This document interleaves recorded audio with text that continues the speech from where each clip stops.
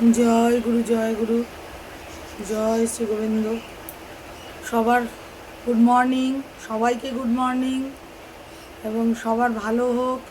ঈশ্বরের আশীর্বাদে আজকের দিনটা তোমাদের খুব ভালো কাটুক।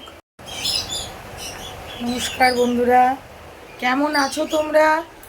আমার গলা বসে গেছে, সারা রাত এসিতে শুয়েছিলাম। গুড মর্নিং সবাইকে, গুড মর্নিং। আমি চা নিয়ে বসে পড়েছি।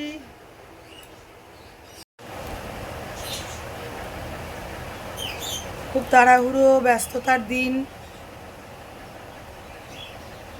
তাড়াতাড়ি করে চাটা খেয়ে বেরোতে হবে, কাজগুলো সেরে নিই যতটা পারি। এসে ভাবছি আজকে রান্না করব।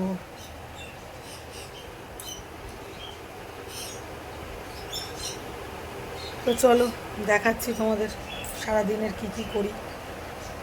নেক্সট,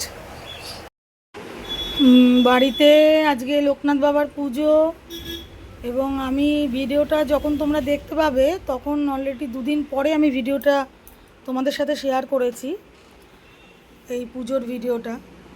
এবং দেখো আমার ছেলে দুপুরবেলা বসে বসে কি করে তোমাদের দেখাচ্ছি।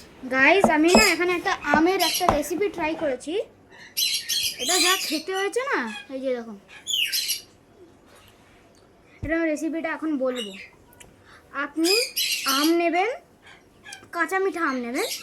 আম নিয়ে ওটাকে এরম পিসেসে কাটবেন, এরম টাইপের পিসেসে কাটবেন, লম্বা লম্বা করে, লম্বা লম্বা করে কেটে ওটার মধ্যে চিনি, বিট নুন, নর্মাল নুন, আর একটুখানি লঙ্কার গুঁড়ো, আর একটুখানি গরম সর্ষের তেল দেবেন। আর যা টেম্পটিং আর কত ভালো খেতে হয়েছে না,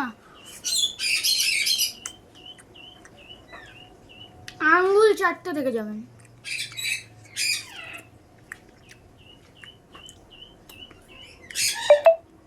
মাস্ট ট্রাই রেসিপিটা, মাস্ট ট্রাই।